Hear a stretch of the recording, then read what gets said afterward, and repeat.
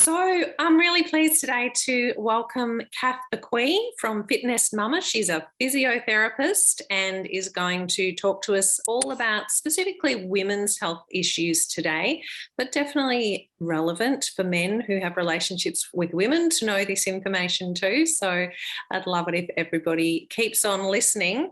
But first of all, Kath, can you just tell us a bit about you? Tell us what your story is, why you got into the work you're doing, and I guess a bit also about your specialisation. Yeah, sure. Thanks, Alan, for having me today. So my name's Catherine. I have 3 young children and I'm a physio for women. And I discovered pretty on in my physio career that I think I did what every physio student does, which is sports training for the local footy team where, I'd go onto the footy field at the halfway mark and massage these sweaty hamstrings. And I soon discovered that was not for me. And I discovered this whole area of women's health, which was delightful. So since I've been a little 20-year-old, I've been, helping women during their pregnancy and postpartum and exercising with them and all the rest. So it's a lovely area to work. And that's not just pregnancy and postpartum, it's helping women in their menopause years. And I ended up specialising in pelvic health. So I did postgraduate training in pelvic floor rehab. Mm-hmm. So I tend to see women of all age groups, adults, but they particularly tend to come and see me with that pregnancy postpartum period or pre-post menopausal period. Mm. And what was it about the sweaty hamstrings that you didn't like, but really more what was it about the women's health aspect that really drew you in, other than the fact that obviously you are a woman? But is there anything else particularly fascinating about it for you? It can make, well, I think look, I know plenty of friends who love sports, and everyone has their own area. I just personally found being able to help women, it really impacts their confidence and their whole life. Like if someone's got issues with leaking, for example, and they might be leaking when they play with their kids at the park or when they laugh with friends, it can really impact your confidence, your well-being. I've got clients who don't want to see their friends anymore. They've told me they don't put themselves in situations where they might laugh because they're worried about leaking. Yeah. So it's just, this to me is such a huge area that we need more attention on. We need more awareness because there's so much that can be done to help these women. And I really do feel it can make a dramatic difference in your life. And it's a beautiful area. So it's really for you, it's about, just really being very helpful to a huge number of women, and that's so meaningful for you and your well-being as well. So yeah, great. So what percentage of women are affected by these kinds of issues? Well, according to the Australian Continence Foundation, it's 1 in 3 women who've had a baby have leaking issues, and then 1 in 2 women have symptoms of prolapse. Yep.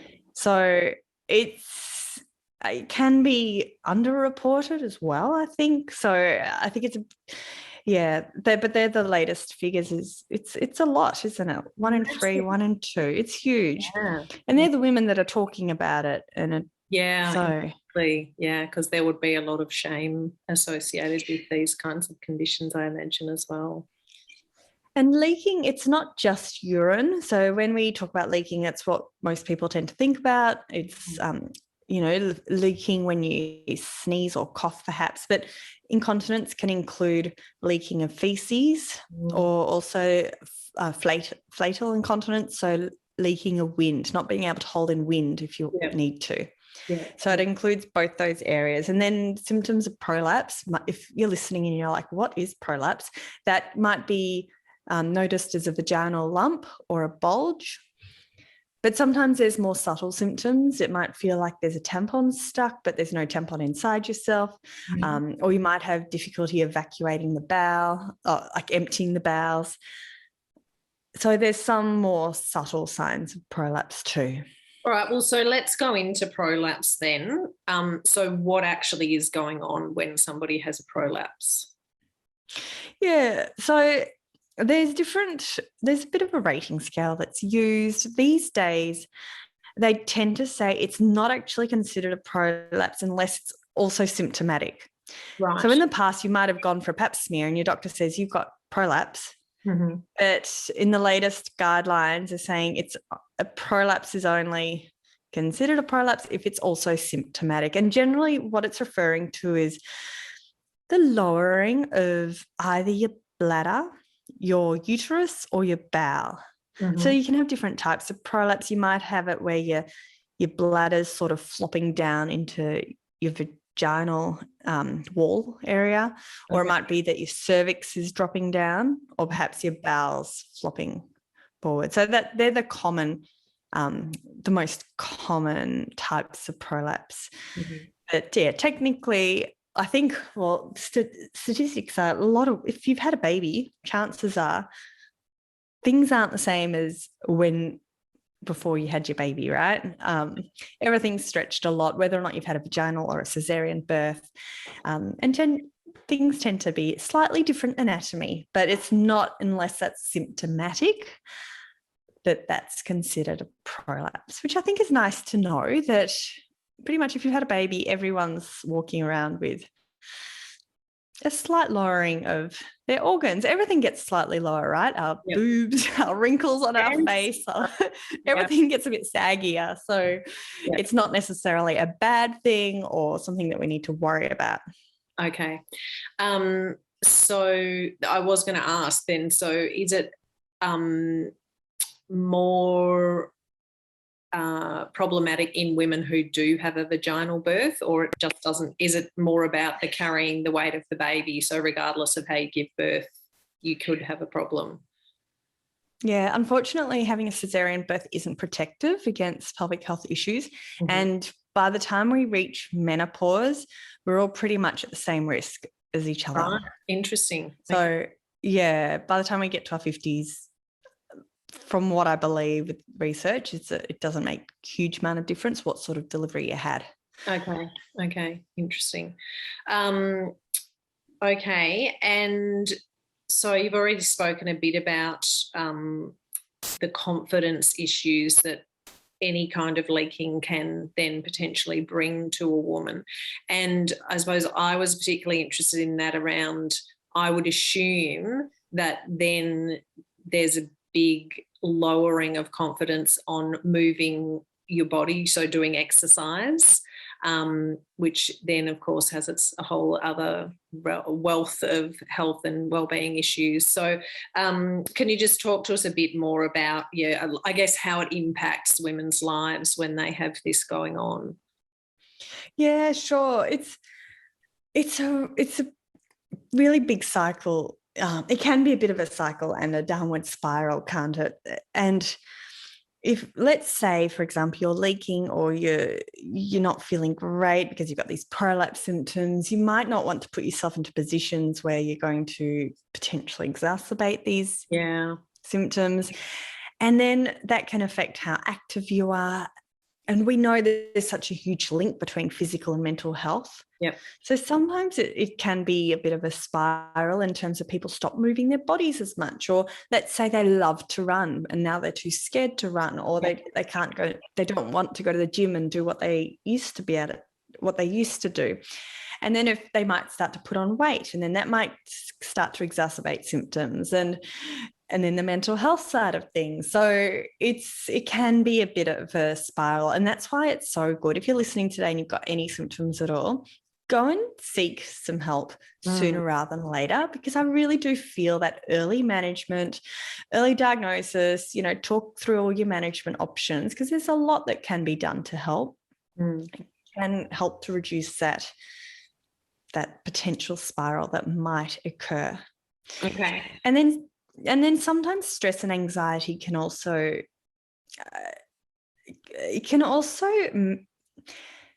be correlated with increased urgency too. So urinary urgency, sexual pain, any aches and pains. It's a really high correlation between that and stress and anxiety too. So I think it's just being aware of what any symptoms might be and then trying to get early management, because that can help with so many different factors. Yep. So obviously people can see a physiotherapist. And is that the ideal for, so what's the first step for somebody? Should they go to their GP, or are they best to go straight to a physio if they're having these kinds of symptoms and they want to get things checked out? What's your advice? I personally think a holistic management plan is best. So yes, go and see your GP, because they can run through any tests that might be appropriate. And then also the physio. I don't think it's one or the other. I really do think both is best. And it's not just a general physio either. Okay. You don't want to be going to someone who's just come out of university, because this is pelvic floor physio. It's a specialised area, and you do tend to have to go back to uni to upskill in this area and postgraduate training. So just if you do want to go and see someone, I know if you're in Victoria, you can search the Continence Foundation of Australia. They've got to find a physio, and you can see which physio is close to you. I'm sure Google will help you out too if you Google pelvic floor physio. So that would be my... Sorry. And then also you might need to see if your symptoms are potentially worse than what you'd hope, or let's say you might be eligible for, or you might be a candidate for surgery. It's still not a matter of only seeing the gynecologist for surgery. I do think as well that prehab, a physio can be helpful even if you end up going down the line of surgical management for anything.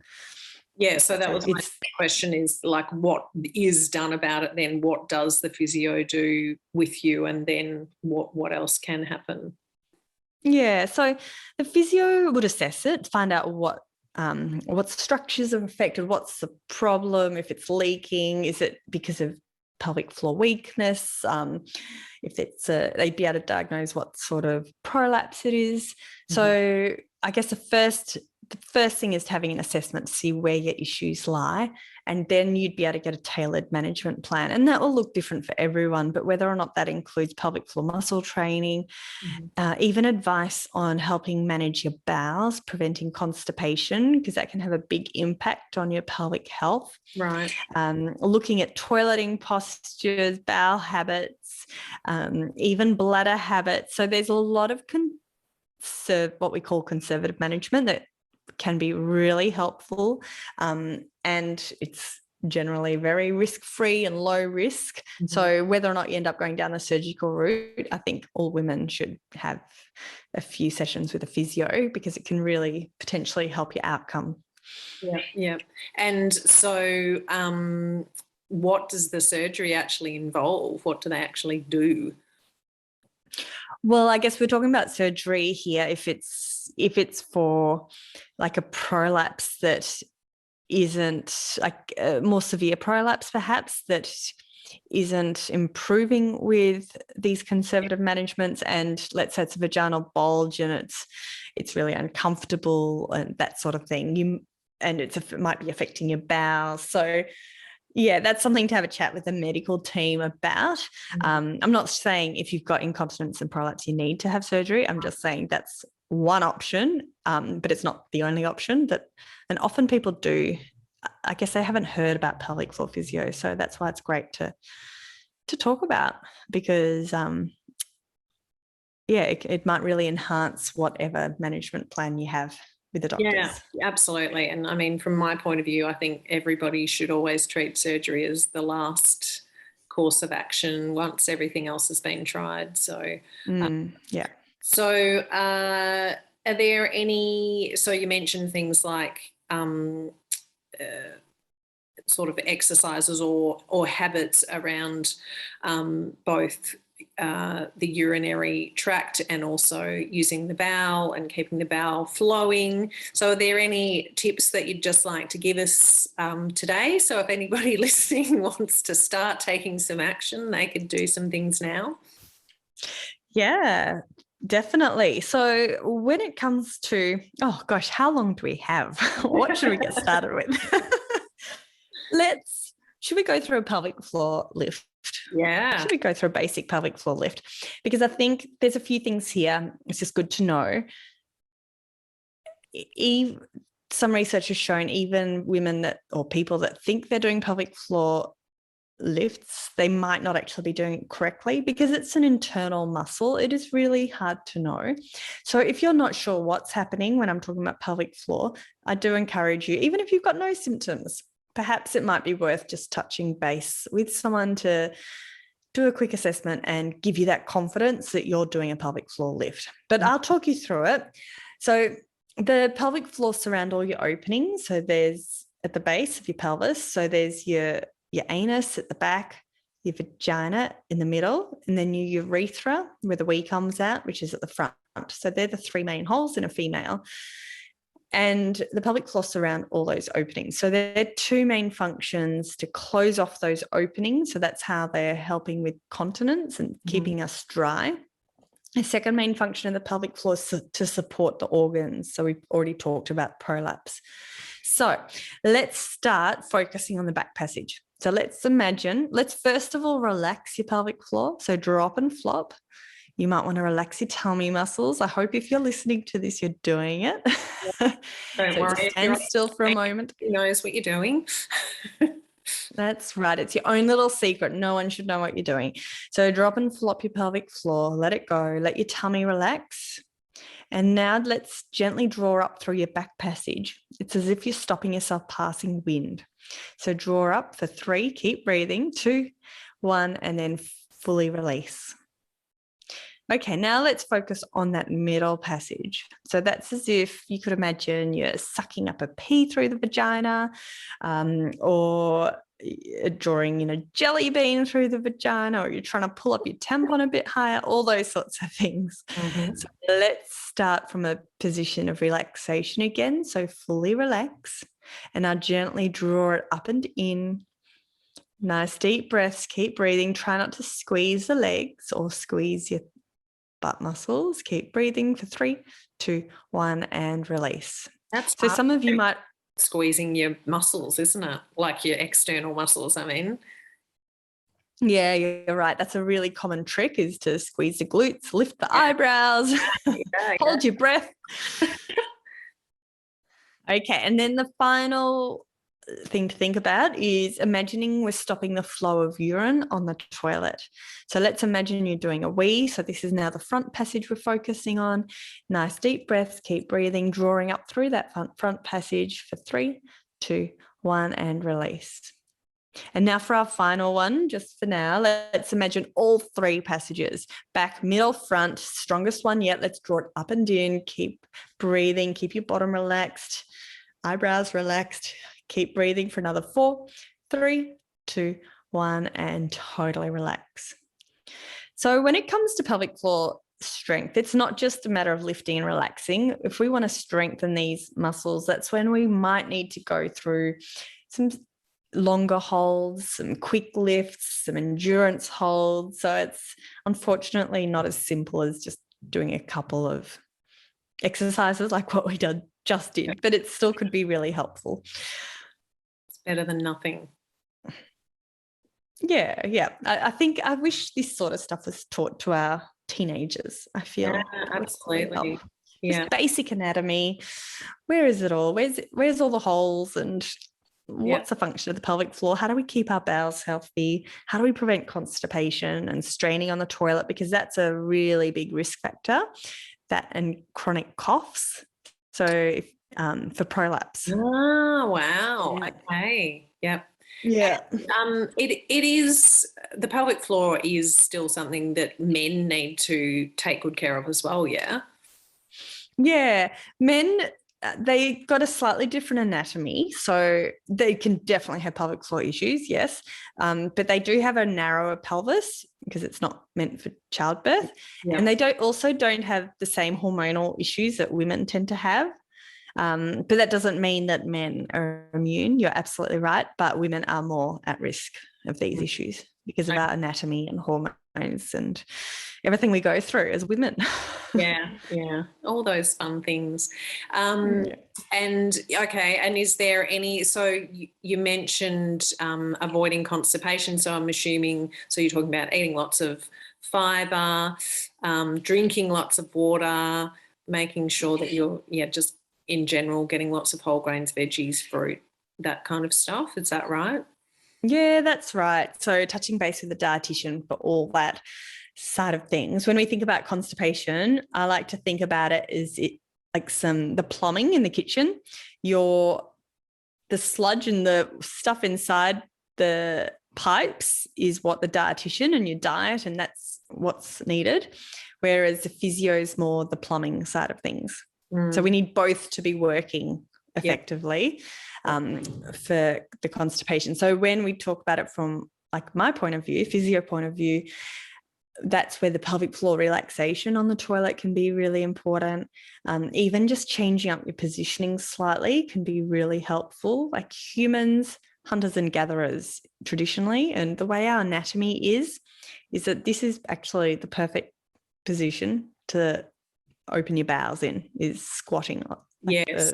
Open squat toilets. And I've had patients with chronic constipation who've gone off to Asian countries on holidays, and it's totally because of their squat toilets, it's totally cured their constipation issues. So our modern toilets tend to be quite high. So a simple solution, because we don't want to be squatting on the toilet, it's to get yourself a stool and pop your feet up on a stool. And look, this might be different if you're really tall, but generally speaking, and I will just say this, if you've got prolapse issues, this might need to change too. So this is where that individualized assessment is really important. But in general, you want to get your knees above your hips, up your elbows on your knees, relax your tummy.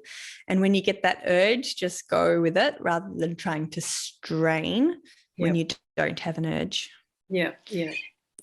I always remember having those little stools for the kids, and even, when mine are quite a bit older than yours, and even when they got bigger, it was one of my boys had, he did have constipation really, and it was just really helpful for him to have one of those. I don't know, I think it was a seat that went over the toilet seat, and then it did have something for him to hold on to with his hands, and then his feet were raised, and If you want to have a bit of a giggle, not that I should be an ambassador for this company, but the Squatty Potty. Yes. If you Google Squatty Potty, they've got some funny YouTube clips that involve unicorns and soft serve ice creams, I think it is, when I last saw. So, and you don't need anything fancy like a Squatty Potty. That's why a stool could do. And even if you don't have a stool, grab yourself a pack of toilet paper that's not yet opened. And sometimes just pop your feet on an unopened pack of toilet paper, and that might be all you need. Or my favourite stool, or I use as a yoga block, is one of the biggest Harry Potter books. They're quite big. They are quite big, so there you go. I'm going through them at the moment. All right. They're not getting much use in not being read in my house. So as a yoga block, they're really helpful in lockdown.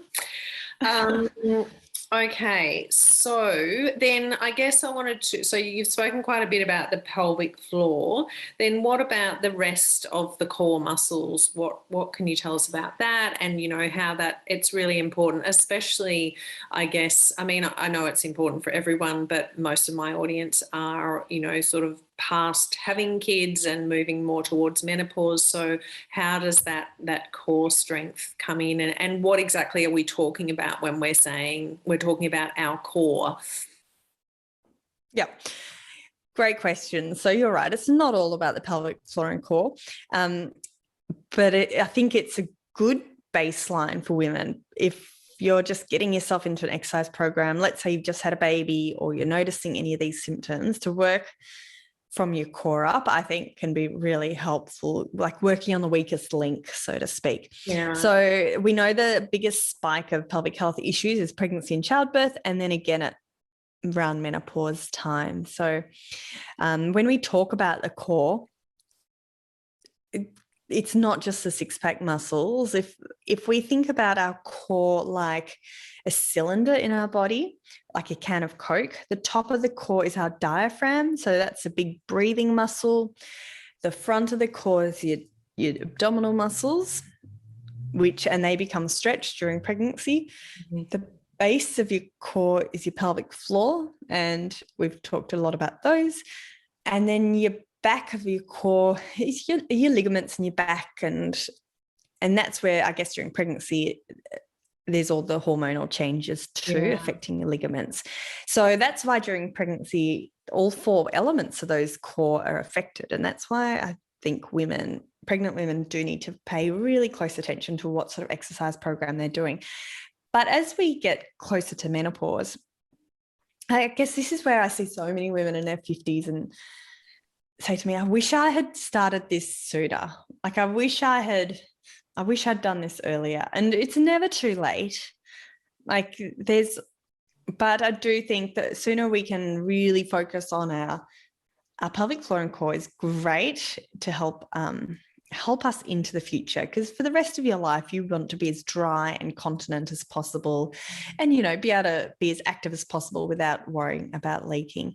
But then when we reach those menopause years, that's when we might be wanting to add some extra stuff into our program. So walking's fantastic, but I personally don't think it's enough of an exercise. Like walking's got so many great benefits, but I think we need to enhance walking with something else that includes pelvic floor and core, but then also some bone, some strength work, which will help with bone density, muscle bulk, those sorts of things, which is super important as we approach menopause and beyond.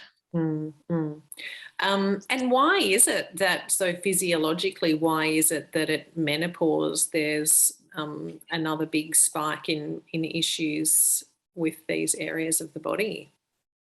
So again, it's hormones. Okay, right. Hormones, yeah. So that can affect our bone density, the tissue makeup of as we said before, everything comes a bit saggier. Yes.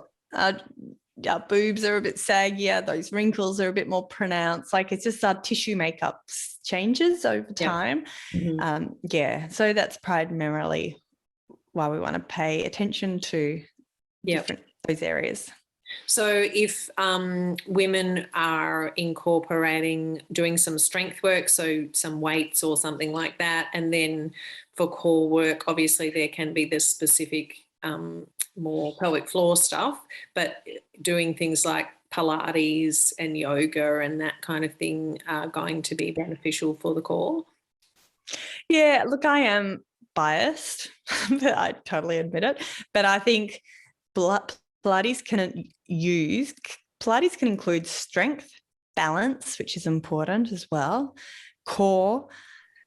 I personally think, not all one Pilates isn't the same as the next Pilates program, and there can be a lot of variability. I guess it's finding something that you trust, a program that you trust, and a professional that you trust to include a combination of strength. So whether or not that includes a body weight, some body weight strength work, as well as weights perhaps, but as well as the balance, core, posture, to really just help boost, help our bodies deliver for us for the rest of our life. Yeah, absolutely. And Pilates also, I find, can make a real difference to body shape. It's quite incredible. I mean, it's not really when you're describing all the things that it can help us with, but it really can be good to help with for want of a better word, toning everything up. And that's great for our confidence as well, especially when we're moving into the saggier time of life. So I agree. But tell us about the Pilates, because do you run programs that involve Pilates? Is that right?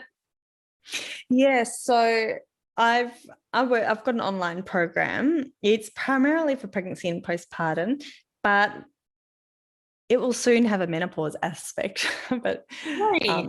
don't quote me on that just yet. I'm not quite ready, but it's perfect. I think for any stage of motherhood for years, isn't it? So I personally found when I was pregnant with my second, I had pelvic girdle pain. I had a toddler. I struggled to leave the house, and I struggled to get treatment with my toddler in tow. I was in so much discomfort. And then when I had my baby, I also thought, oh my gosh, like to get out the house sometimes is an impossible feat when you're a new mother. And I just thought there's got to be more ability to access quality information and workouts from home. And I think there'll come a time in every woman's life when, unless we exercise at home, when our baby sleeps or when our toddler's running around, it just doesn't happen. And I've got a mantra: something's better than nothing. Yes. Done is better than perfect. Yes. My mum comes along. So my mum's in her 70s and she comes along to every single one of my classes. And she's like, oh, I never thought I'd like to exercise at home, but she can do a quick 20-minute class and then carry on with her day.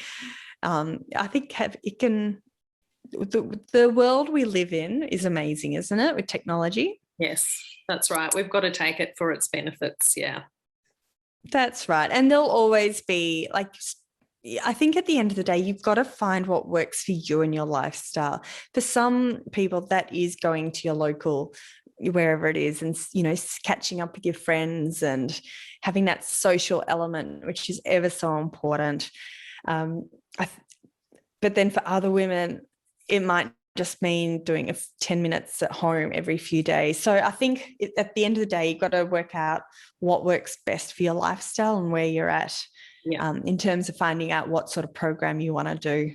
Yeah. But as you said, you're better off to do something than to do nothing. So tell us about your programs then. So is it sort of all pre-recorded stuff, or do you do live sessions with people? How does it work? Yeah, so there's a combination of live and pre-recorded. I feel that combination of live classes is really nice for the social element. Women can see each other, and it also helps to keep people accountable, because if they know they've got to show up at 12 o'clock on a certain day, they'll show up. Whereas having that combination of live and then the pre-recorded for that flexibility, you know, so for the person that works full-time, that can only do 10 minutes at the end of the day, or has a baby that's sleeping, or a toddler that's running around and they just want to do a quick workout with their toddler. So I think that combination of accountability and flexibility is great for, I think, probably everyone. Yeah, absolutely. And so it's all mat based, so people don't need equipment.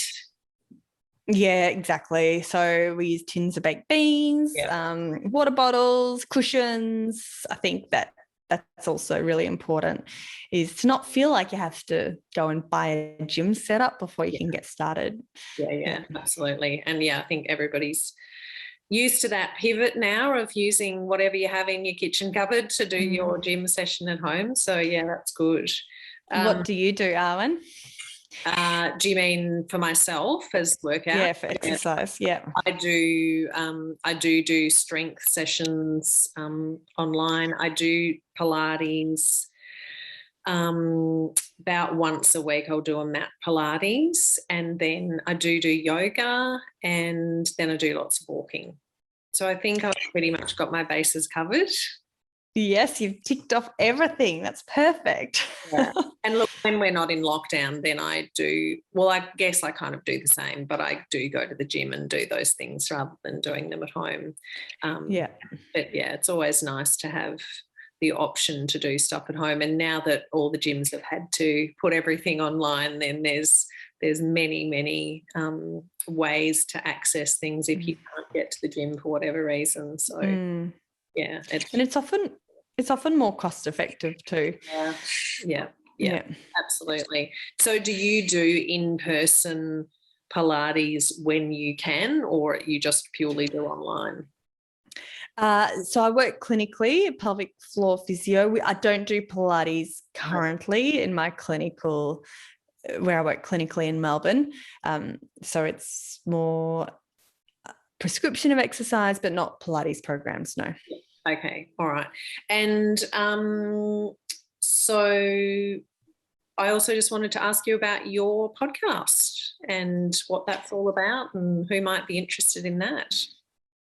Yeah, sure. So it's a FitNest Mama podcast. It's FITNEST. It's a bit different, the spelling, MAMA. And if you're pregnant or you're postpartum or you know someone who is at that stage of life, it's got some great guest interviews with the health professionals on all sorts of topics, all about pregnancy and postpartum. And it includes birth stories too, which I think are lovely to hear about a whole range of different situations and experiences. And is your podcast on most of the podcasting channels so people can just wherever they like? I hope so. It should be. It's definitely on the main ones, so Apple, iTunes, Spotify. Yeah. So if you search FitNest Mama, it should pop up. And tell me about the name of your business. How did you come up with that? So nesting. Nest. So, developing a nest in your home, that maternal aspect along. It's not just about fitness. This is about helping you feel good on the inside out. To me, fitness isn't about fitness. It sounds silly, but that's a secondary benefit. I think there's so many not more important, but so many amazing benefits of fitness that, the mental health side of things, to be able to leave the house for 5 minutes can just change your outlook on the day. So that's where the name came into it. Yeah, I think it's a great name. Well done. And yeah, just to finish up on that note about mental health, I did want to talk to you about just in general as a physio, how much you see people's mental and emotional stress coming out in physical symptoms in the body. Can you talk a bit more about that? Oh, they're so correlated. It's quite, it's huge, and totally understand why. And sometimes it's a bit of a chicken egg sort of scenario. Like, what came first? Was it the physical issues or was it the stress issues? And sometimes it doesn't really matter, but unless we treat them both together, sometimes it's really like fighting an uphill battle.